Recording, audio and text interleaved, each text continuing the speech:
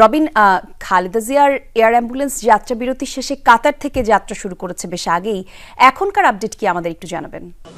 আকাশ পথেই আছেন এখনো, অর্থাৎ বেলা ঠিক 10টার পরপরই বিএনপি চেয়ারপারসন বেগম খালেদা জিয়াকে বহনকারী কাতারের আমিরের দেয়া সেই বিশেষ এয়ার অ্যাম্বুলেন্স সেটি ঢাকায় হযরত শাহজালাল আন্তর্জাতিক বিমানবন্দরে অবতরণ করবে। ইতিমধ্যেই সার্বিক প্রস্তুতি গ্রহণ করা হয়েছে। আইন শৃঙ্খলা রক্ষাকারী বাহিনীর সদস্যরা ব্যাপক হারে তাদের সেই তৎপরতা দৃশ্যমান। তিনি ঢাকায় অবতরণ করার পর এই গেট দিয়ে, অর্থাৎ ৮ নং গেট, এই গেট দিয়ে তার গাড়িবহরটি বের হবার কথা রয়েছে। তবে বিমান থেকে নেমেই তিনি ভিআইপি লাউঞ্জে যাবেন এবং ভিআইপি লাউঞ্জে দলের স্থায়ী কমিটির সদস্যরা, বিএনপি মহাসচিব মির্জা ফখরুল ইসলাম আলমগীরের নেতৃত্বে তারা বিএনপি চেয়ারপারসনকে স্বাগত জানাবেন এবং সেখানে সেই অভ্যর্থনা পর্ব শেষেই মূলত বিএনপি চেয়ারপারসনের বিমানবন্দরের ভেতর দিয়েই কার্গো গেটের এই পাশ দিয়ে, অর্থাৎ ৮ নম্বর গেট দিয়ে বের হবেন এবং নেতাকর্মীদের প্রতি যে নির্দেশনা, রাস্তার দুই পাশে দলীয় এবং জাতীয় পতাকা হাতে নিয়ে অবস্থান করার, সেই নির্দেশনাটুকু বাস্তবায়নে এবং সেই সঙ্গে তাঁরা যেন সড়কে কোনো ধরনের যানজট সৃষ্টি না করে সেই দিকটায় লক্ষ্য রাখার বিষয়ে বেশ সতর্ক এবং বেশ কঠোরও বলা চলে এক প্রকার। গ্লিটারের টুইন লেমন ও অ্যান্টিব্যাকটেরিয়াল ফর্মুলা বাসনকে চকচকে জীবাণুমুক্ত করে আমাদের দেয় গ্লিটার গ্যারান্টি। এবং আপনি যেমনটি জানেন বা বলছিলেনও কলি, যে বিএনপি চেয়ারপারসন বেগম খালেদা জিয়ার সঙ্গে রয়েছেন তার দুই পুত্রবধূ, বিএনপির ভারপ্রাপ্ত চেয়ারম্যান তারেক রহমানের সহধর্মিণী ডক্টর জোবায়দা রহমান, যিনি নিজেই দীর্ঘ 17 বছর পর আসলে বাংলাদেশে আসছেন এবং বিএনপি যেটি বলছে যে নিপীড়ন নির্যাতনের শিকার যেমনটি হয়েছিলেন বিএনপি চেয়ারপারসন বেগম খালেদা জিয়া, ঠিক তেমনি তারেক রহমানের সহধর্মিণী রাজনৈতিক ব্যক্তি হয়েও তিনি নিপীড়নমূলক রাজনীতির শিকার হয়েছেন। আমরা কথা বলছেন বিএনপির প্রচার সম্পাদক সুলতান সালাউদ্দিন টুকু, আমরা একটু তার বক্তব্য শুনতে চাই। যাতে কোনোভাবেই জনগণের দুর্ভোগ হোক, পরীক্ষার্থীরা দুর্ভোগে পড়ুক, এরকম কোনো কাজ আমরা না করি। আমরা ফুটপাতে দাঁড়িয়ে আমাদের নেত্রীকে অভিনন্দন জানাবো এবং স্বাগত জানাবো। এই যে আনন্দ, এর মধ্যে যাতে কোনোভাবেই জনগণ দুর্ভোগের না পড়ে সেই ব্যাপারে আমাদের সার্বিক নির্দেশনা দেওয়া হয়েছে এবং সকলেই কিন্তু আপনারা দেখেছেন এই যে রাস্তা ফুটপাতের পাশে আমরা দাঁড়িয়ে আছি, এইভাবেই সবাই ফুটপাতের পাশে দাঁড়িয়ে থাকবে। নর্মালি যানজট যাতে না হয়, গাড়ি যাতে সহজভাবে যাতায়াত করতে পারে সেই ব্যাপারে আমাদের সার্বিক নির্দেশনা দেওয়া রয়েছে। একটা বিষয় জানতে চাই যে বিএনপি চেয়ারপারসন দীর্ঘদিন চিকিৎসার সুযোগ থেকে বঞ্চিত হয়েছেন এবং তারপর চিকিৎসা শেষে দেশে ফিরছেন, এই মুহূর্তটাকে আপনারা কিভাবে দেখছেন? অবশ্যই আমাদের এটি আনন্দের বিষয়, আশ্বস্তের বিষয়।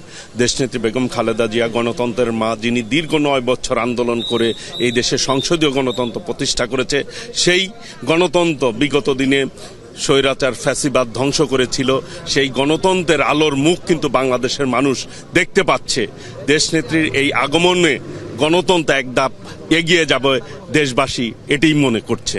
অনেক ধন্যবাদ। কথা বলছেন সুলতান সালাউদ্দিন টুকু, বিএনপির প্রচার সম্পাদক। তিনি যেমনটি বলছেন দলের তরফ থেকে সেই কঠোর নির্দেশনার কথা বারবার বলা হচ্ছে এবং বিএনপির অঙ্গ সহযোগী সংগঠনগুলো, বিশেষ করে ছাত্রদল, যুবদল, স্বেচ্ছাসেবক দল কিংবা কৃষক দল, তারা প্রত্যেকেই নেতাকর্মীদের নির্দেশনা দিয়েছে যে ঠিক 10টার সময় যেন সড়কে অবস্থান নেয়, সড়কে বলতে সড়কের ফুটপাতে অবস্থান নেয় এবং কোনো ধরনের যানজট যেন সৃষ্টি না হয়, জনভোগান্তি যেন সৃষ্টি না হয়।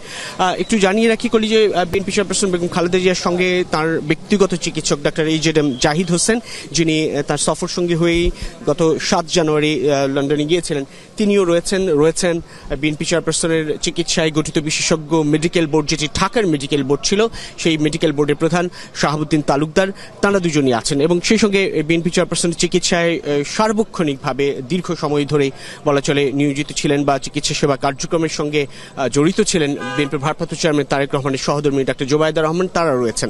অর্থাৎ এই বিশেষ এয়ার অ্যাম্বুলেন্সে বলা চলে 3 জন চিকিৎসক রয়েছে এবং সেই সঙ্গে বিএনপি চেয়ারপারসনের সফর সঙ্গী হয়ে রয়েছেন আরো বেশ কয়েকজন তার ব্যক্তিগত সহকারীরা, তারা প্রত্যেকেই আছেন এবং অপেক্ষায় বলা চলে দলের নেতাকর্মীরা জাতীয় পতাকা এবং দলীয় পতাকা হাতে দলের চেয়ারপারসন বেগম খালেদা জিয়ার আগমনের জন্য।